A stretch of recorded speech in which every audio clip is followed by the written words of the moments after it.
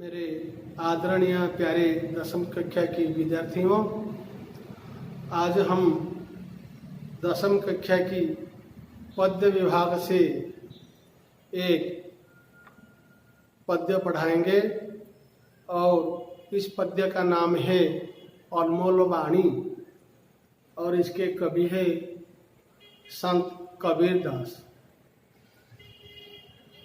विद्यार्थियों, आप लोगों को पहले ये संदेह होता है कि ये विषय का नाम अनमोल वाणी है। ये अनमोल वाणी का अर्थ क्या है? अनमोल वाणी का अर्थ है कि अमूल्य उपदेश, नीति वाणी, नीति शिक्षा, जो नीति शिक्षा को हम ग्रहण कर उसमें शिक्षा प्राप्त करके हमारे भविष्य जीवन में प्रयोग कर हम एक अच्छे नागरिक बन सकते हैं और एक लायक मनुष्य भी समाज में हो सकते हैं। इसलिए महापुरुषों का इस अनमोल वाणी को हम चर्चा करते रहेंगे और आज भी कर रहे हैं। और ये अनमोल वाणी का दोहे है। ये दोहा का मतलब है उपदेश, नीति वाणी या नीति शिक्षा, और इसका कवि है संत कबीरदास। कबीरदास का परिचय हमको सबसे पहले बताना होगा कि कबीरदास कौन है। संत कबीरदास का जन्म सन 1398 में काशी में हुआ था। 1398 में काशी में हुआ था। कहा जाता है कि कबीरदास तालाब के किनारे से मिला था। जब कबीरदास बहुत छोटे थे, नवजात शिशु थे, तब काशी के एक तालाब के किनारे से उनको ये मिला था। एक जुल्हा दंपति ने उनका पालन पोषण किया है।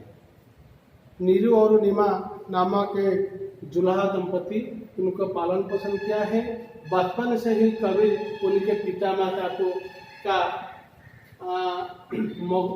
कौलिक काम में मदद करते थे।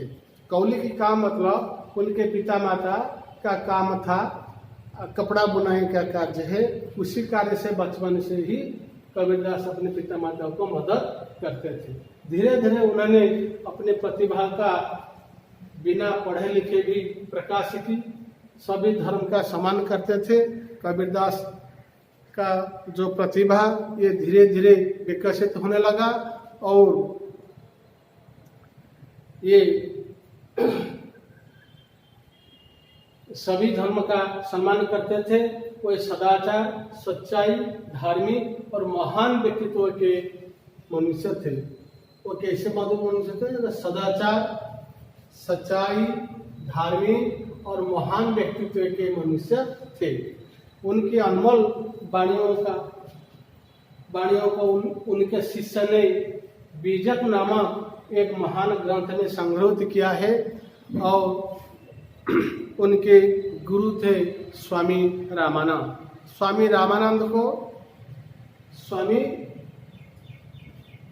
रामानंद को उसने गुरु बनाए थे और स्वामी रामानंद भी कबीरदास की प्रतिभा पर बहुत आश्चर्य हुए थे।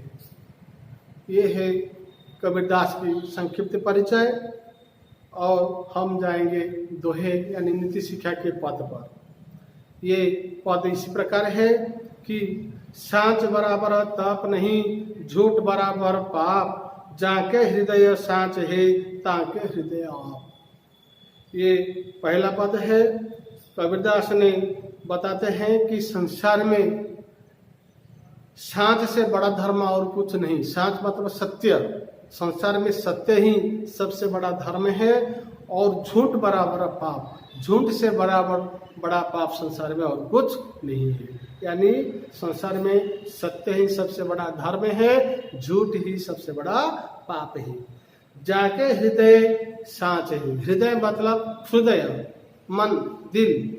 जो मनुष्य के हृदय में सच है, सत्य है, ताके हृदय आप मतलब भगवान या ईश्वर।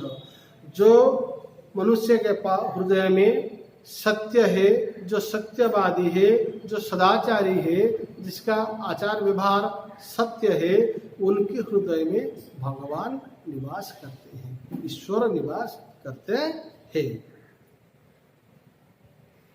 दूसरी लाइन में आइए नीचे, तीसरी लाइन वाला, जो तो को कांटा बुबे ताही बोए तू फूल, तो को फूल को फूल है वाको है त्रिशूल। जो तो को कांटा बुए, ये संसार में से बहुत खल सोहा के मनुष्य है, जो दूसरों की हानि करने के लिए हमेशा कोशिश करते हैं। ये मूर्ख है, अनपढ़ है और इनके हृदय इतना बड़ा विशाल नहीं है। ऐसे आदमी अगर तुम्हारे कोई हानि करने की प्रयास करते हैं, कोशिश करते हैं, तो तुम उन लोगों की उपकार करना चाहिए। यानी अगर वो तुम्हारे रास्ते में राह में कांटा बिछाते हैं तो उनके रास्ते में तुम फूल बिछाना चाहिए। ऐसे करने से तुम्हारा फूल तुम्हारे लिए रह जाएगा और उनके कांटा इसके लिए रहकर त्रिशूल की तरह आघात करता है। त्रिशूल मतलब सी पकड़ते हैं, त्रिशूल एक ही साथ 3 शूलों की विध होने वाले कष्ट जो देता है। अगर हमारे रास्ते में जो कांटा बिछाता है, हम उसके रास्ते में अगर फूल बिछाएंगे, यानी हमारे मंद स्वभाव करने वाले, हमको दुख देने वाले या हमको कष्ट पहुंचाने वाले लोगों के रास्ते में और अगर हम फूल बिछाएंगे तो ये फूल हमारे लिए रहकर हमको चरम तृप्ति खुशियां देते हैं और उनका कांटा उनके लिए त्रिशूल की तरह आघात करता है। आखिर पद है, देखो, धीरे धीरे रे मना, धीरे धीरे सब कुछ होए, माली सिंचे सो घड़ा, ऋतु आए फल होए। इस पद में कबीरदास ने समझाते हैं कि संसार में मनुष्य कभी अधीर अधर्ज नहीं होना चाहिए। धीरे धीरे रे मना, संसार में सब कुछ कार्य धीरे धीरे हो सकता है।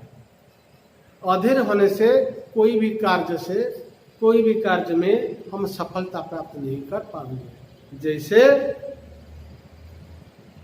माली सिंचे 100 घड़ा, बाग में माली जो पौधा लगाता है उसमें अगर एक ही दिन में 100 मटका का पानी उसके जड़ में दे दे, ये पौधा जल्दी ही बढ़कर हमको फूल फल नहीं दे सकता है। इसके लिए हमको मौसम को इंतजार करना होगा, मौसम को अपेक्षा करना होगा।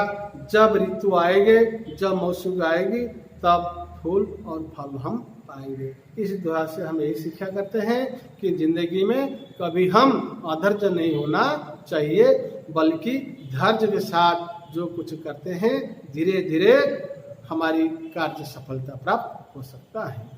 आज कबीर के दोहे पढ़ाए हैं और अगले पीरियड में हम इसका भावार्थ और प्रश्न उत्तर की आलोचना करेंगे। अगर तुम्हारे कोई संदेह है तो अगले पीरियड में तुम इसको लिख कर लाएंगे और जो भी कुछ पूछना है पूछ सकते हैं। धन्यवाद।